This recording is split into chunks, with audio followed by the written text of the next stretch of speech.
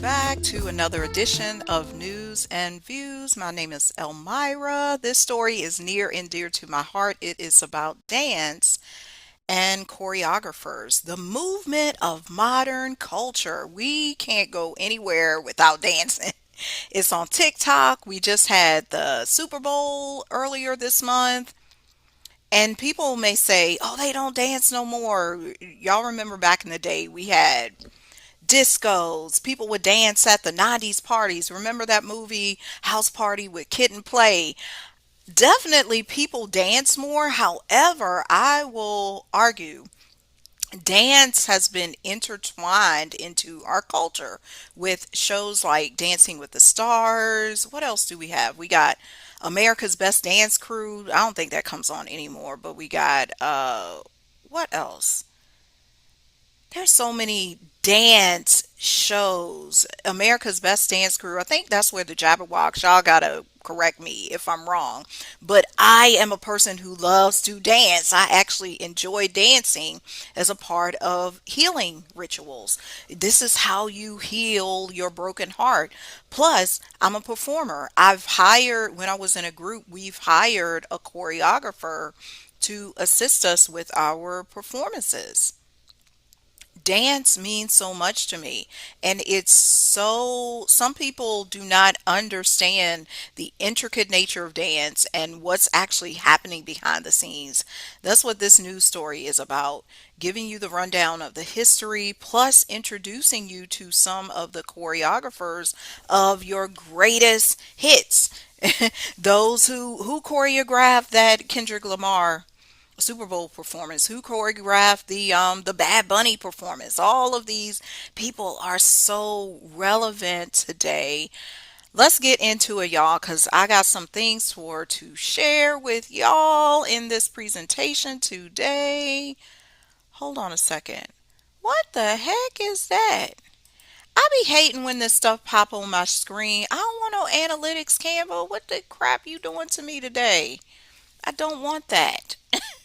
Get off my screen. This the real news, y'all. This is how life be happening over here. Okay, let's get back to the share. It just be stuff going on in the background that you can't avoid. It's modern culture movement. Dance is in everything. It's how we move. It's how we move through life. What are the rules of modern dance? Because of course we have hip hop, we got modern, we got lyrical dance. As an adult, I took jazz. OMG, I love that jazz class. We danced to this song for our recital called Native New Yorker. Just the movement. We wore this blue dress and the feathers. Dance brings out emotion. Dance is a way to tell stories. Y'all know on this news and views, we all about the hidden history. And I want to give nod to Marquee TV for this particular video. You'll hear me pause in between to give some short commentary or my take on what's outlined in the video. Here we go. Cunningham.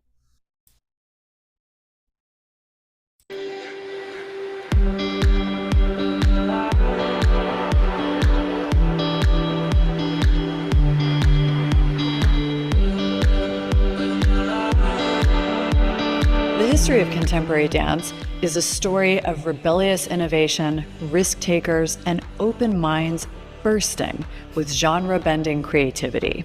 But what is contemporary dance exactly? How did it start and why? And who were the biggest influences in this ever-evolving movement? It was the early 20th century. Fashions were changing, as were ideas, technologies, and social norms. And all across the arts, artists were breaking free from 19th century techniques and traditions. Artists like Picasso were rejecting realism for cubism. Composers like Stravinsky were breaking the rules of harmonic structure, and a new musical genre, jazz, was taking the world by storm. In studios and on stages, dancers and choreographers also began to turn away from the old rules, taking classical ballet and turning it on its head to encompass a whole new world of movement, known as That's right. With the change of times comes a shift in the expression of art. We heard it from the host Cynthia here. People wanted something new. Picasso, the jazz artists like Count Basie, to name one, wanted to create something that was against tradition, that was new. It combined various styles. Plus, it spoke to the turn of the century, the 19th, getting out of the 19th century and coming into the 20th century. And I'm sure, and you know this too, the 18th century is totally different from the 19th century, the 20th century.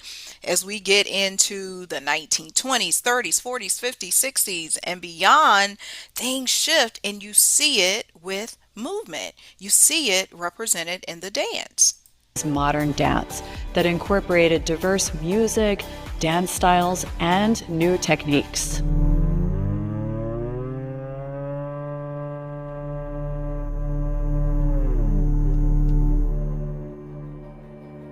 One woman in particular set the stage for what would later become contemporary dance. Isadora Duncan, often referred to as the mother of modern dance, was at the forefront of this change, combining natural movement with dynamic musicality, liberating dance from the strict rules of classical ballet and quite literally dancing to the beat of her own drum. Hers was a free-form movement, often without shoes, often improvised, often performed outdoors in flowing Grecian dresses. This rejection of ballet's techniques and philosophies rocked people's ideas of what dance, art, and society could be, opening the door for a whole new generation of artists who would own the modern movement, such as Ruth St. Denis, Lester Horton, Alvin Ailey, and perhaps most notably, Martha Graham. But it was Graham's protege, Merce Cunningham, who in developing his own style was to become the father of the next evolution in dance, contemporary dance.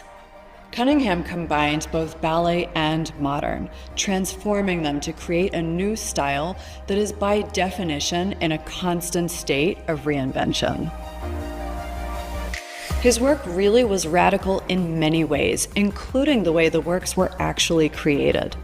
In collaboration with his life partner, the composer John Cage, they relied on chance to create both music and dance, divorcing dance from traditional narratives and meaning, famously insisting that dance and music should not be purposefully aligned, leaving the doors open for the unpredictable.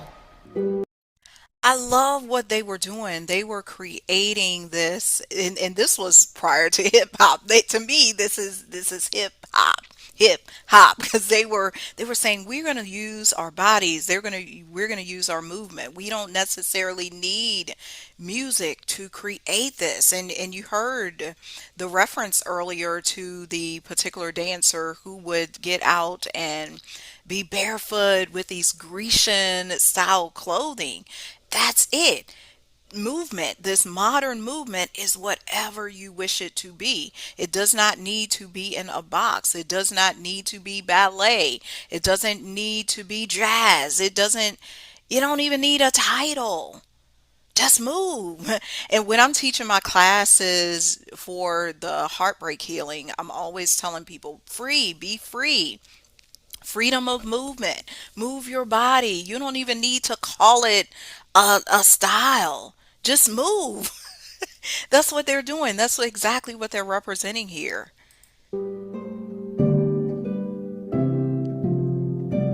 Contemporary dance flows between the known and the unknown. As you can see in this Yuri Killian piece, we go from clearly defined steps to what almost seems like improvised free movement. If Cunningham separated dance from narrative and meaning, Killian returned it to poetry and pattern. His work combines a surreal and poetic modernism with the stunning beauty of balletic forms.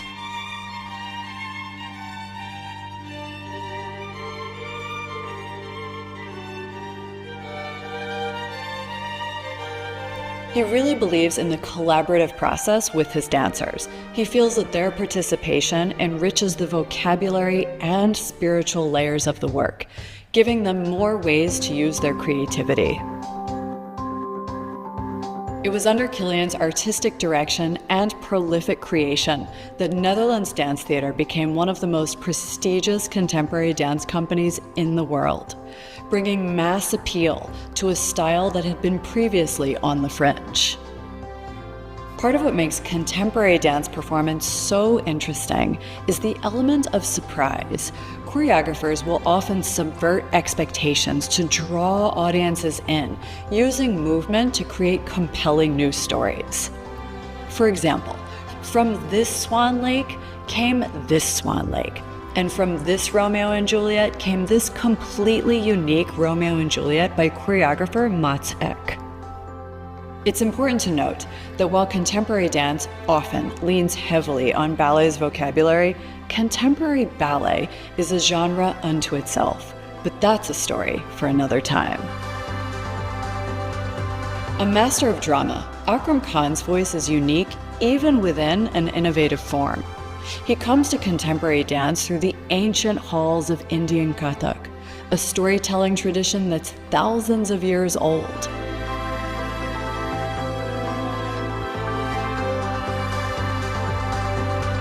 And you can really see this influence in his masterpiece Sacred Monsters, which he created on one of the greatest classical ballerinas of all time, Sylvie Guillem, who is also revered worldwide as a contemporary dancer.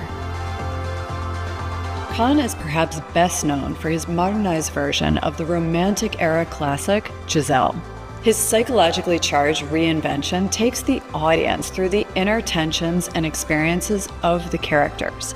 He brilliantly fuses contemporary ballet, contemporary dance, and Kathak. One thing that sets contemporary dance apart is its refusal to be confined to one space. This is very apparent in the works of Crystal Pite, one of the most recognized choreographers on stage today. I would like to make one small. I would like to make one small. I would like to make one small. I would like to make one. She dynamically weaves theater and dance by combining movement, spoken word, and rich visual design. You can see in her piece Reviser complex patterning and fluid dance technique next to spoken word theatrics, and in Betroffenheit, another fusion of theater and multiple styles of dance. The landscape is constantly evolving, with new artists forever breaking the mold. So the next time you see a contemporary dance performance, you'll know you're part of a unique art form that encompasses many styles, seamlessly blending ballet, modern dance, ancient folk dances, and even sometimes martial arts. But always at the heart of contemporary dance is the freedom of creative process and movement.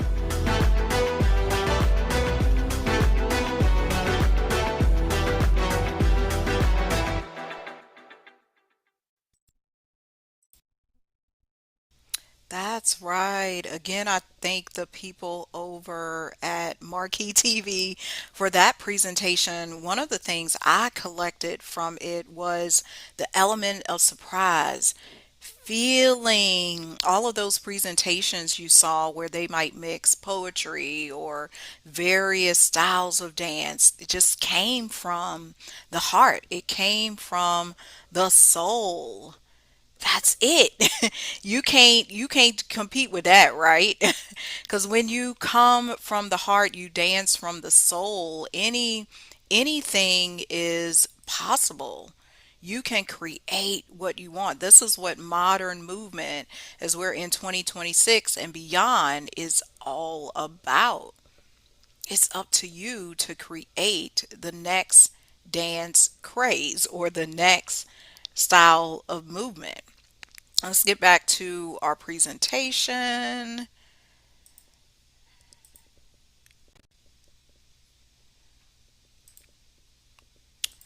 Okay. Now that we've kind of seen what dance looks like on the theater, like on the actual stage, yeah, they had all these elements, the surprise, the bare feet.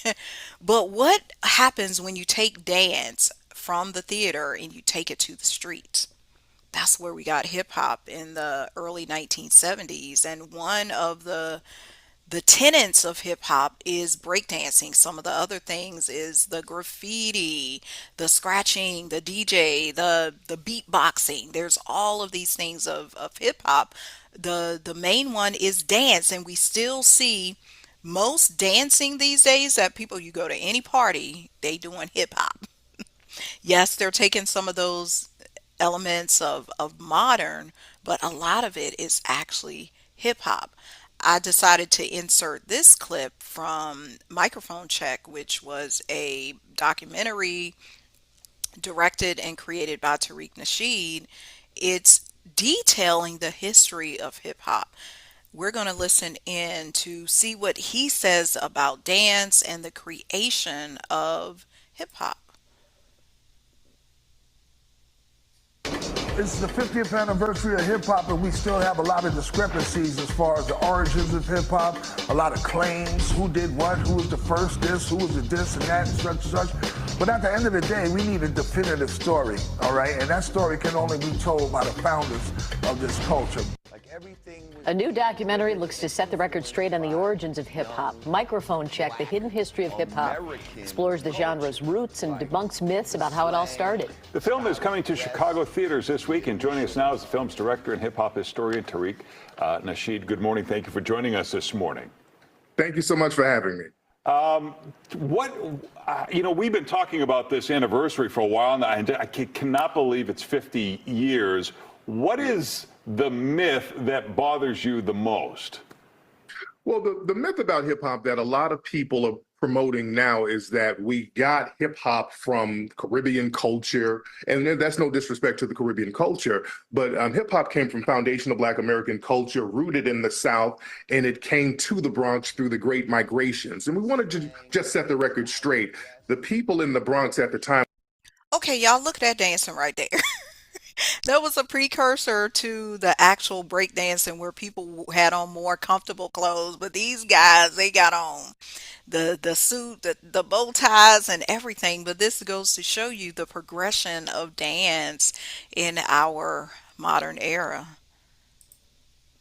When they were creating hip hop, they were listening to the old funk and soul records of their parents that their parents had, and they were using those to rhyme over, and they were using those records to break dance over. So we just wanted to tell the whole true story about the genre and the culture and where it really came from.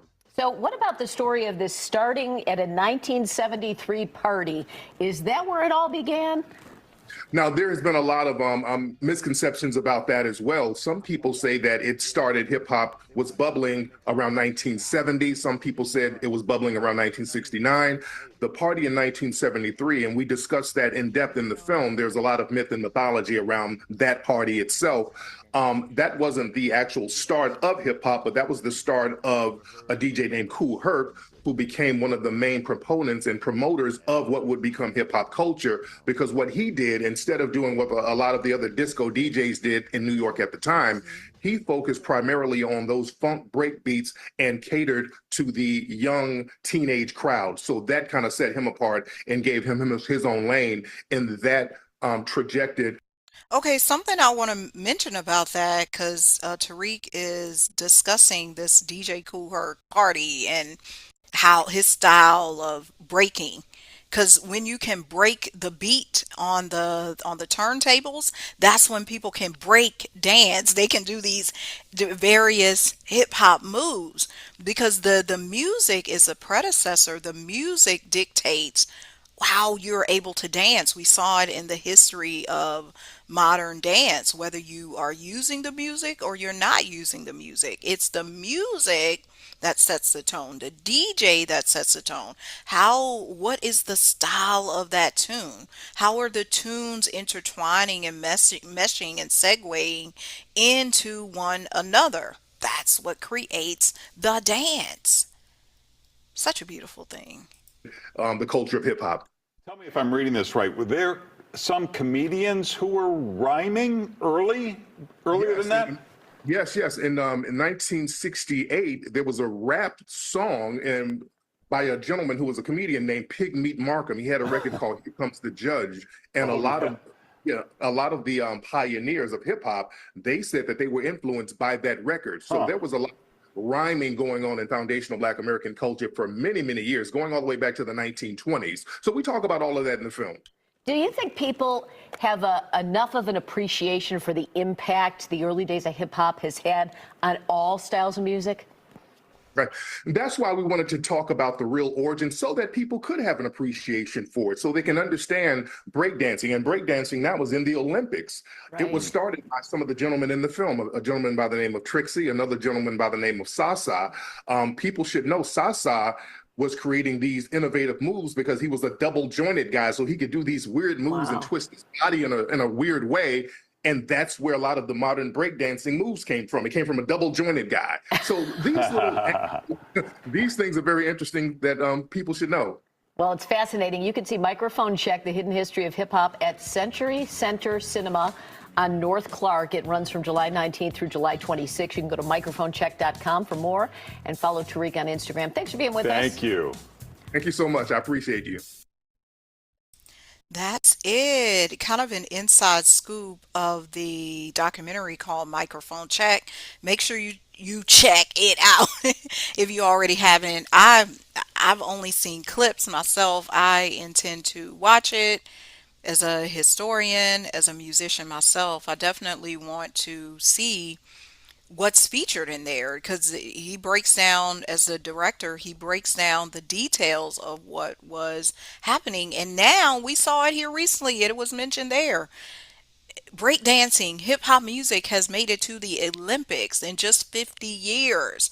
Imagine what you can create as a dancer, as a choreographer, as a person who curates art forms, because sometimes the arts gets discounted for all of this more intellectual stuff. But I will argue with anybody, without art, we don't have life. We don't have culture. We don't have relationships. How are you going to dance with your partner? You might be doing the move at your, this was me at the party. I've hired a choreographer for one of my, well, I hired the choreographer, and the choreographer did the dance for these three dancers who came to one of my birthday parties. I love having that type of stuff. And without knowing this and without participating in dance, how are you going to live? Like, this is life. Dance is life. Art is life. Music is life, y'all. It's just not living in the background. It's everything. I don't know why I thought about that song, singing in the background. I'll be thinking about the word weird, weirdest stuff, y'all. Okay, I got to collapse.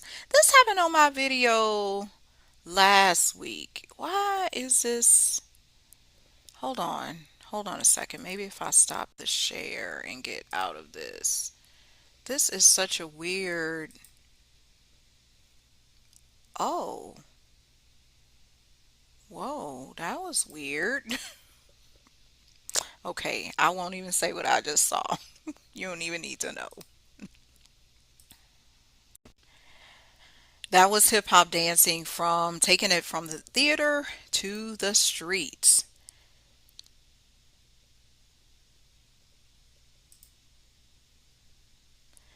Here's the next thing we need to delve into when it comes to movement in this modern era is the choreographers. Because when we see things like the Super Bowl performance recently, we watch music videos. Music videos became big in the 70s, and of course people like Michael Jackson made them grand, made them great. You didn't see a music video without dance. Then we got to movies like Step Up and what else? Drumline had some dancing in it. We just have dancing all over the place. Save the what was that? I guess it was called Save the Last Dance, was one of those films that had you. We It's the choreographers that make these films. It's the choreographer that make these music videos. You have choreographers behind your favorite artists like The Weeknd, Neo, Sierra, uh, who, even Michael Jackson, Janet Jackson, all these people, Chris Brown, they have a choreographer. Let's check into it because this is I'm highlighting two of them here. One is King O'Healy. I hope I'm saying his name correctly. He is in the UK. And then the other one, I'm sure you've heard about her, Charm LaDonna. She is responsible for the Super Bowl performances from 2021 to 2026. Let's check out what King has to say because it's the choreographers who tell the story, who help us outline this story, help the artists. They even help us as people who are not on the stage. They help us tell a story as well. Quick note, because when I was in the music group, it was our choreographer that really assisted us with the dancing hour. She helped us curate our performances for fashion shows, for music videos, for just regular performances, and sometimes the choreographer and her dancers served as background dancers for us. We would not have had a full show, a a story that brought the songs to life without the choreographers. So y'all need to give nod to the choreographers. By the time it came to 2019, we were on the LM5 Little Mix tour. My pops also was diagnosed with cancer at the time. So I was on this like self-discovery journey of Black history. So I was also on a discovery journey of like Dr. Sebi and all these medicines and herbs. Simultaneously, I was at a point in my life where I just wanted to know more about myself, more about my history, my people, and anything that I was learning, I would then let Leanne know because she was also a part of a group which had a predominantly Caucasian fan base, which is something that she's openly shared and used to internally struggle with. Although at the time I was the associate choreographer for the LM5 tour, and I made my way down from one of 16 to one of 12 to one of 8 to one of 4. I spent a lot of time with Leanne and I would be buying her Black history books or be passing on the books that I was reading or whatever knowledge that I had gained. I was just really just giving it all to Leanne as well.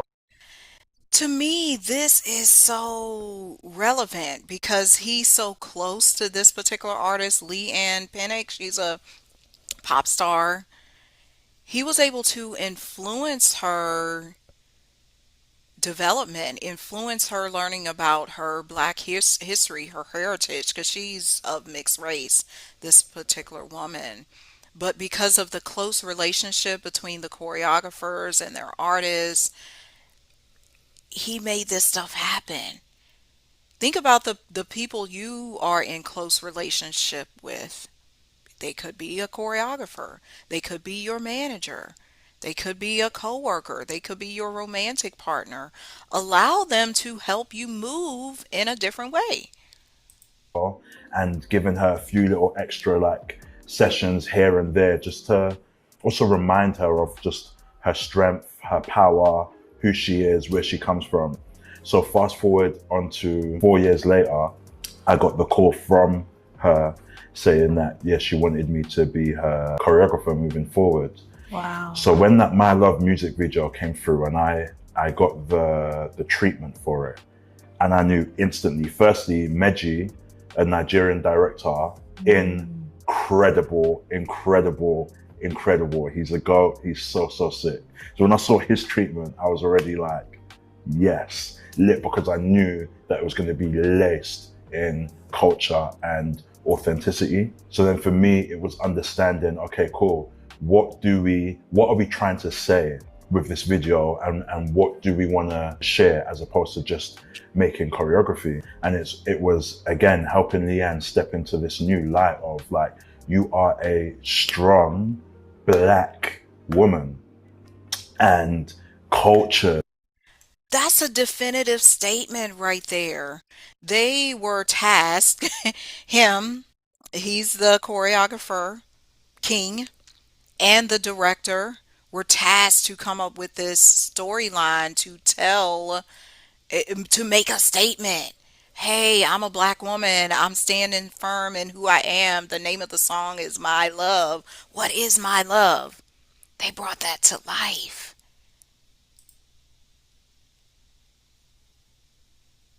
And beautiful, and all of these things, regal and bold. And so it was like, okay, let's use all of this energy and place it into movement, and then let the movement speak for itself, let the movement project through the screen. That's kind of how like the choreography was created. I started working on that from about maybe 6 weeks before the music video, which then allowed me to go into the studio and make like 60 different versions of the choreography. And I'd pour some of my students in and put it on them, go home, watch it back. Okay, this needs to change, this needs to change. Okay, like I feel like we need more power, more energy, etc. But it really came from a place of, wanting Leanne to wholeheartedly step into this new light of who she actually is, and a part of herself that she'd not been able to confidently share while she was in the group. I loved that explanation, and just the relationship that you have with Leanne, and just how much you were feeding her about her culture and how much you were helping to learn about her culture. And I love to like observe the industry, and I feel like I've been observing like fashion, music, entertainment for so much of my life, and it's one of the key reasons why I started the series. I just love observing the relationships that people who you see in the spotlight have with the people that work behind them, whether it's their choreographer, whether it's their stylist. As you see people in the public eye, they'll always have like one or two people who are like their sounding boards, and the people that they go to. And I talk about Law all the time, but to Zendaya it's Law, to Tyler it's Lishay, the choreographer. Even Cynthia Erivo, her stylist is Jason Bolden, and like they have such a great relationship in kind of bringing her forth into the public eye through her clothing and telling a story through her clothing. So it's just really interesting for me to hear that you have that relationship with Leanne, and like just I can see like how much you're feeding into her, and it's just really showing in how she's growing as a solo artist as well. So thank you for sharing that, because people wouldn't know that you have that relationship with her, and that you've actually been helping her in that way.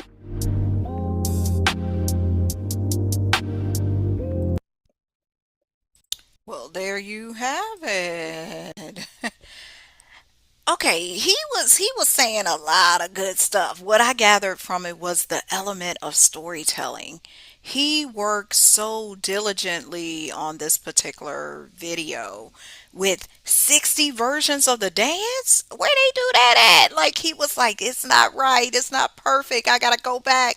I gotta look over the video with my squad, and we gotta make sure it's correct. Like it's really bringing to life what we want to say. That's some hard work. Get it right. Movement, he said this too. Movement tells a story. What is your movement saying about you? Because we may say, oh, they're choreographers and they're designing stuff for these big pop names all over the world. No, what does your movement say about you? The dress you wear, the shape of your pants, how you walk into a room, how's your posture? Do you move your hands when you talk? Or are you that person who doesn't like to move your hands? It's all a part of the puzzle, y'all. Okay, that was King. I want to now hear from Charm LaDonna. She she is known. Hold on a second. I'm skipping ahead. Oh, y'all. She is known as the Super Bowl diva. Did y'all see like the past? I can just speak for the past 2 year Super Bowl. So intricate. Like this year with the Bad Bunny, there was people in the trees, in the grass. Them was dancers. And this was her and her team created all of this. And then last year we had Kendrick Lamar.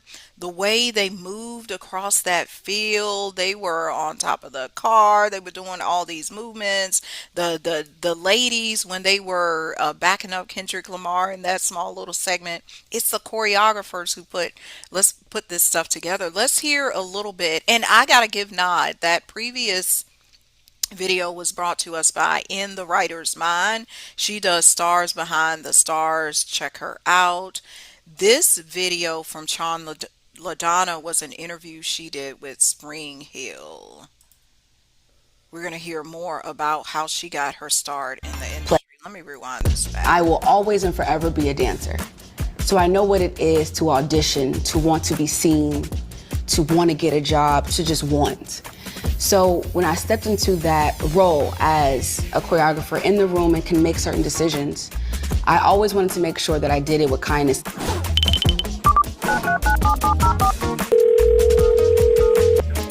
My name is LaDonna, and I am a choreographer, a director, a creative director, an artist, all those things. I grew up in Compton, California. I could say honestly I have a peaceful, family-oriented childhood. My mom tells a story that I was 3 years old. She was in the kitchen and I came up to her and I said, "Mom, I want to dance. I want to entertain." My mom had no idea, no clue where to start. So she took me to a recreational kind of like dance place, and the teacher there who was volunteering saw me and was like, "I think you should put her in proper dance school." So that was like 3, 4. From there, my mom took me to this Hollywood dance school called Regina's, where that teacher worked. And from then on, I just never looked back. Dance was my everyday. I met Fatima Robinson when I was 10 years old. I was at my dance school, and it just so happened that where my dance school was, they were having an audition. I've never auditioned before. I wasn't the audition kid. All I did was train. I remember this like it was yesterday. I walked into a room, and it was like 500 kids. And they all had like their headshots in their hand, and they all were dancing on the side. And I kind of was like, huh? Long story short, I auditioned. And out of all those kids, Fatima picked 5, and I was one of the 5. And that was my first encounter with Fatima. And then after that, I started taking her classes. Fatima would like do master classes at different studios, and I would always find my way there. I'm like, "Mom, get me there. How can I get there?" And then fast forward, at 17, I auditioned for Madonna, and being the youngest of all these dancers, it kind of forced me to also level up. I feel like I was always a hard worker. I've always felt like I had to be exceptional to be accepted. But watching all the dancers, watching the choreographers for the Madonna tour, watching Madonna, watching everybody just inspired me to even push even harder. I learned on tour that this is what I wanted to do. If I didn't know before, I knew after doing that world tour that dance, choreography, performance, stage, I loved it. I really enjoy how she's telling her story, the development she knew at the age of 3. Hey mom, I want to dance. Can you take me to a dance class? And then she ended up at this place where one of the most well-known choreographers, Fatima Robinson, was the one doing the picking, and she made the top 5. It goes to show you the power of listening to your intuition. Plus, networking, being in the right place. Her mom listened and said, "Hey, you want to dance? Let me take you there." And you may be a child or a young adult listening to this, even a parent. Your child asks you to do something, do it. I'm not saying do everything. Don't listen to Elmira. I don't have no children of my own. But if you know they have a gift and a talent, allow them to do that. I saw this, my sister did this with my nephew. He's into STEM. He was in the robotics team for a while. Those types of things matter. They set you up for success later in their life. Because look, she was able to dance on the Madonna tour. 100%. I was so determined to make it. It didn't matter So yeah, there was a point in time I was at UCLA doing 20 something units, and I had to get permission from the dean because you can't do that. And I was full time with Fatima, also teaching classes, also trying to make ends meet. Broke as hell. Now, no, don't ever get that twisted. Broke as hell. But I had so much, and I knew that the more I gave to myself, the more I gave to my craft, it's gonna pay off at some point. I know it is. Fatima gracefully, she has so much grace with me. She knew I was in school and she worked with it, because if you really think about it, like an artist schedule, award shows, all these things are sometimes unpredictable. It's not like I was working a 9 to 5, right? Where I know I'm going to work at 9, I'm off at 5, I got class at 6. Those schedules are crazy. Working with different artists, traveling, trying to travel. And my best friends at the time who went to UCLA, they just helped me to grow into who and what I am now. I would not be where I am without the community of people. In the time of working with Fatima Robinson, I was a sponge, and I learned as much as I could, not just about dance, but business, people, a room, who's who are the key players in the room, how to create longevity in this profession.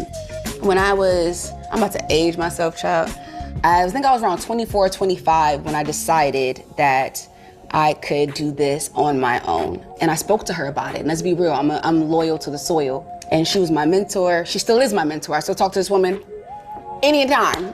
I spoke to her about my feelings. I spoke to her about me wanting to grow. And she always says this thing is that she made herself, but better.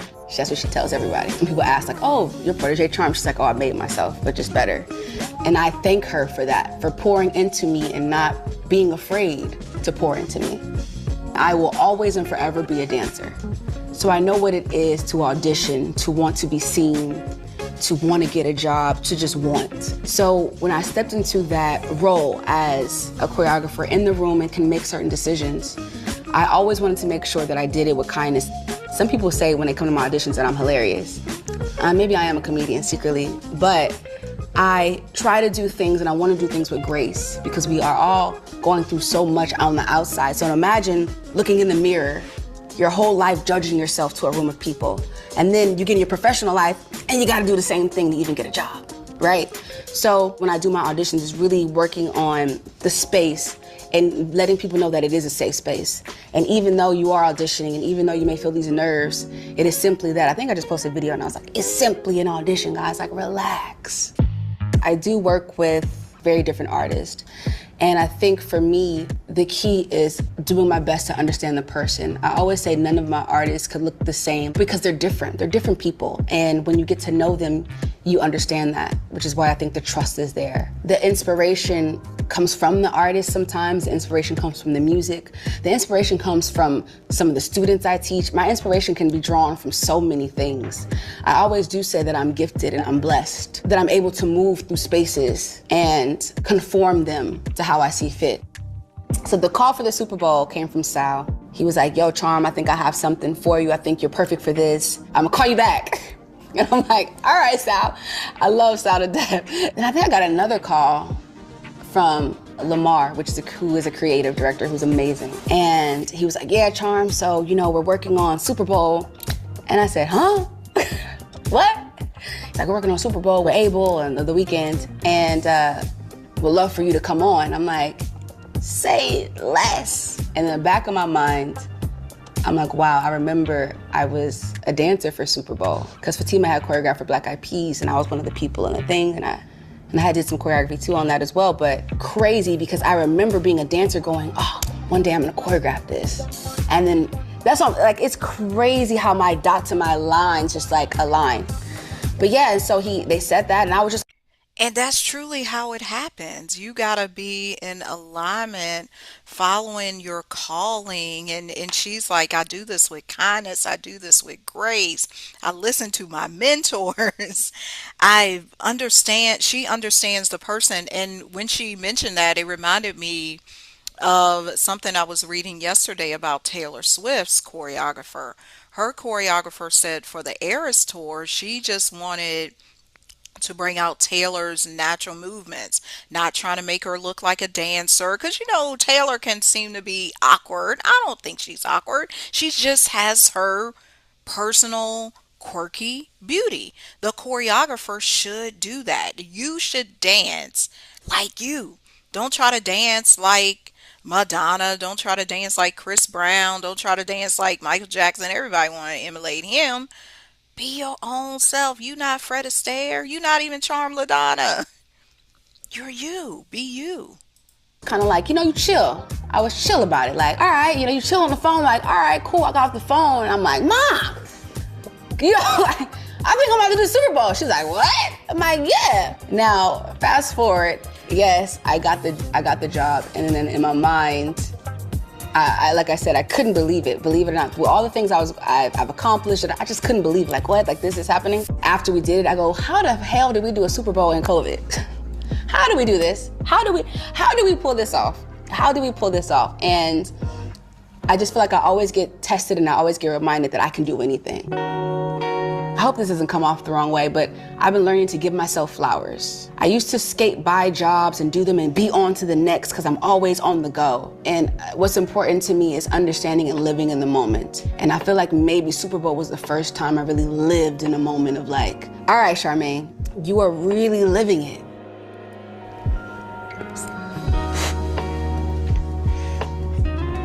Sorry. Thank you, child.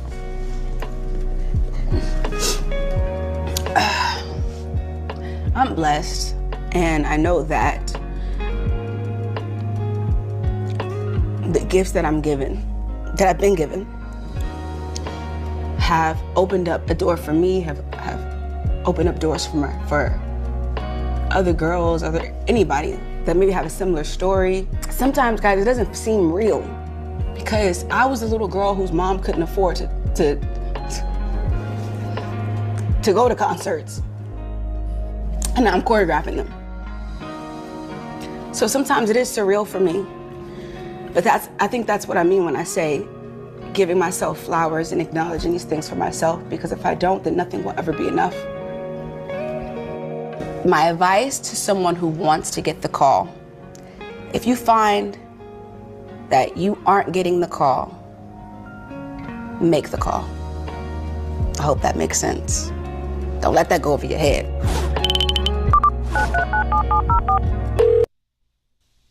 That's it right there, y'all.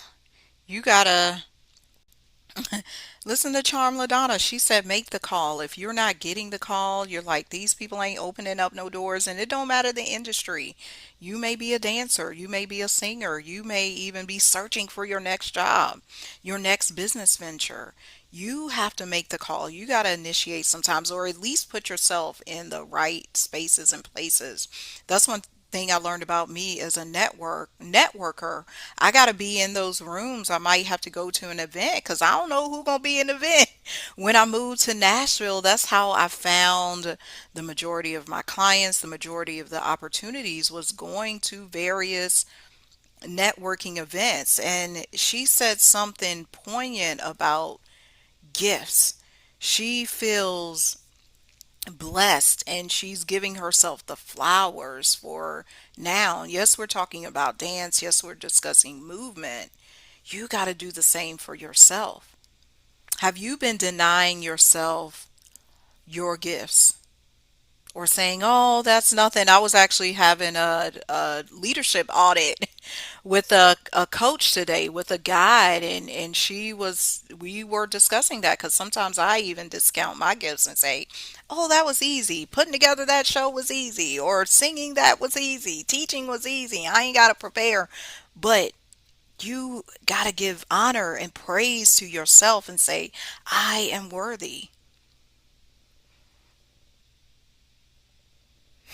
Take a pause and breathe and know that this is you. You were meant to be here. You are supposed to be here now, not because somebody else gave you the stage or the tutelage or said, hey, it's your time. No, you gave it to yourself. You got to give yourself the opportunity, the stage, because some people may not give it to you. You got to give it to yourself. That's what movement is all about. It's not just dancing. It's knowing when do you need to move on. Do you need to move on from that relationship? Do you need to move on from that business? Do you need to move on from that colleague? Do you need to move on from that job? Do you need to move to a new place? That was me. I moved. When it was time for me to move from Virginia to Nashville, I did it. When it was time to move from Nashville to Georgia, I did that too. Movement is life, y'all. I can't stress that enough.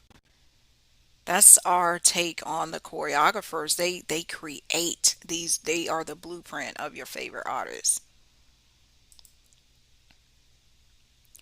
Now dancing in the modern era, we know about TikTok. When did TikTok come around? You somebody in the comments can tell me when TikTok was around. Who you see on your screen is somebody named Charlie D'Amelio.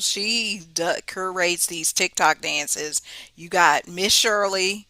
She might be 5 now. I know she was 4. She's probably 5, but she was boots on the ground girl. She was at all the concerts, and now she's continuing it. She dances. Swisher, he's another person you can see. He'll go to places like Walmart, Target.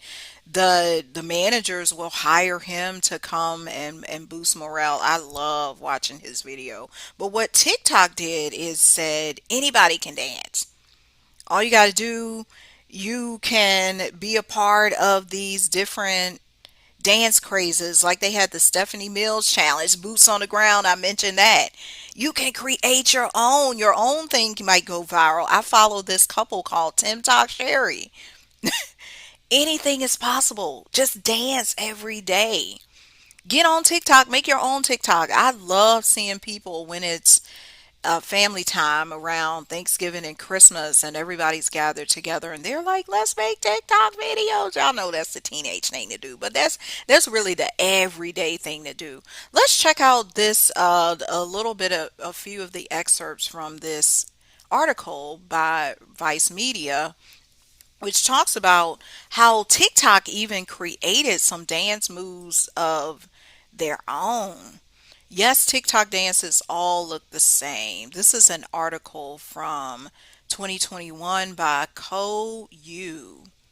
Since it blew up when the world went into quarantine, TikTok has become a hub for subcultures of all kinds, including a revival of early 2000s trend, a growing witch community, and even ghost hunters. But one TikTok genre reigns supreme. Even if you're not on the app, you must. Okay, we are not gonna have y'all gonna give me ads today. I know y'all not. Even if you're not on the app, you must have heard about the viral dances. Just you have. Because the TikTok dances have even expanded onto Facebook and Twitter and Twitch and Instagram. They all over the places. Yes, the ones that get everyone from their favorite social media influencers to your high school teachers down with serious case of the boogie bug. I'm tragically untalented when it comes to remembering dance moves, but in tracking the steady rotation of viral TikTok dances, I couldn't help but notice that they all looked uncannily similar. From cutesy hits like Renee's Circulation and the Viva trend to more aggressive and bass heavy Grape Jelly and Rake It Up, TikTokers flaunt their moves while grooving with a certain je ne sais quoi. Yet no one seems to be talking about how TikTok dance moves are pretty much recycled from one another. Watch enough and you'll notice that they're all the same. And I needed to know why. Okay, let's examine it. So I reached out to experts and TikTokers to find out more about this distinctive TikTok dance style. So TikTok got its own dance craze. Yeah, we got the dances, the modern, the lyric, the ballet. But now we got TikTok, y'all. TikTok, TikTok, TikTok, TikTok. I definitely think that TikTok has created a new dance style among Gen Zs, and TikToker said Izzy Busnardo, an 18-year-old student and TikToker, confirming that my initial suspicion wasn't simply me being illiterate in dance choreography. TikTok is weirdly transforming into a dance genre itself. Even professional, listen to this, even professional dance companies and dancers are incorporating TikTok moves into their choreography. I wonder if King or Charm LaDonna has done this recently. I'm always curious about this type of stuff.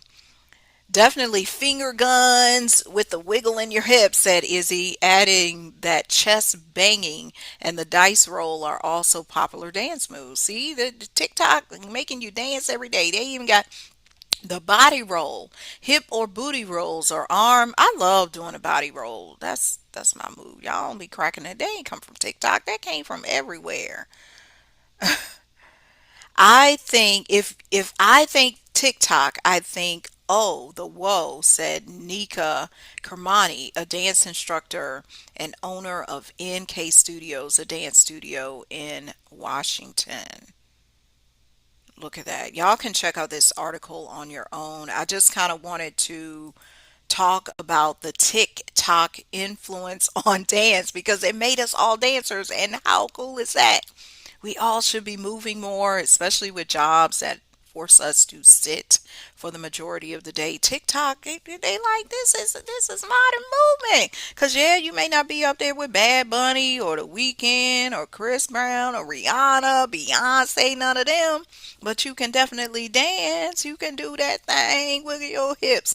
I'm actually in chakra dance class this week. It's been ultra fun, y'all. I'm always moving cuz you got to move every day. That's what we learned from TikTok. Move every day, not just one day of the week. You got to move every day.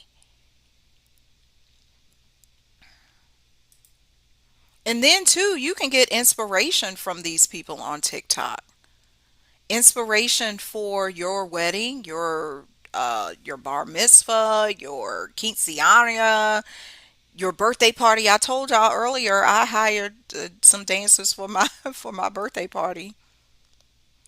Dance is the language, is the hidden language of the soul. In the video we watch about the history of contemporary dance, Martha Graham, she was 70 years in choreography, but this is what she says: dance is the hidden language of the soul. When we have those moments like a wedding, a funeral even, why don't we include dance? Check this, y'all. There's a website called gigsalad.com where you can hire a dancer. I tested it out for this news story just to kind of see how it works. You get on there, you tell them exactly what you want, your budget, what it's for, if you need a PA system, all of that. They'll let you know, and then they follow up with you on quotes. I just submitted my event yesterday and I got already got a couple of quotes because I told them I have a budget of between 500 and 2K. I said where the event is taking place. They're pretty much in every city. Bring out this language of the soul by taking a dance class. Pay homage to where these dances originate. Hire dancers like on Gig Salad. Go out dancing yourself. Last year, me and my boyfriend went to this place called, what is it? The Patio. We danced there. Stop saying people don't dance. If you don't dance, you got to express your soul. That's part of the modern dance era. You might not be able to, as Charm LaDonna was saying, her mom wasn't able to take her to these concerts. She didn't go to, her mom probably didn't go to the concerts either. But look at her now. She's curating, she's choreographing these concerts. Vision, I had a vision of love, and it was all that you given to me. Have a vision of where you can take the dance. And honor the choreographers the next time you go see a performance, the next time you go see a live show, a live concert, the next time you watch a music video. Say, I wonder who choreographed that. I wonder who did that. I wonder who are the happy feet behind the artist, behind the people that's on stage, behind the what else, award show even. You might have a child who's in a performance. Like, you got them spring concerts and winter concerts and stuff. People gotta choreograph that too. I seen some of the most fanciful. There's this woman out in California. I know y'all probably seen it. She Her students are doing these high level. They did remember the time. They did everything. They was truly expressing the language of their soul.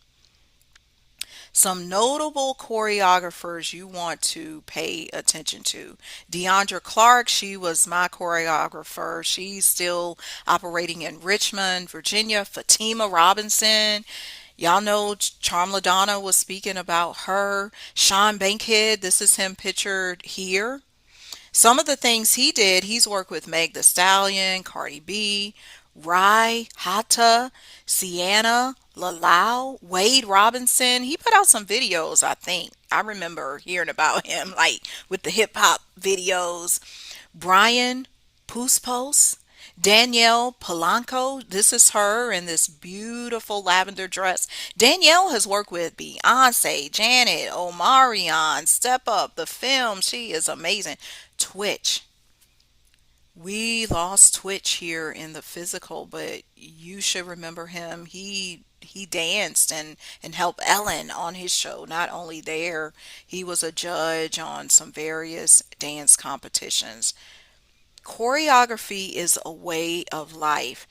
Dance is a way of life. It sets the tone for our modern era. We see it in TikTok. We see it with people doing these outrageous and just magnanimous dances at their weddings.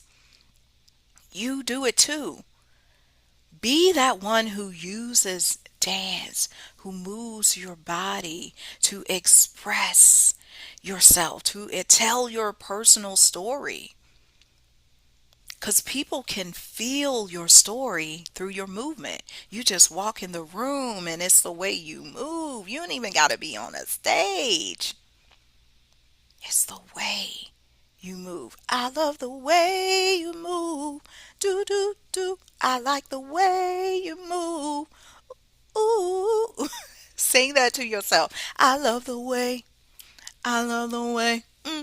I love the way you move. Okay, that closes out our news story for today, all about movement in the modern era. We will see you next time. This has been Elmira News and Views. Come back for another poppin' news story.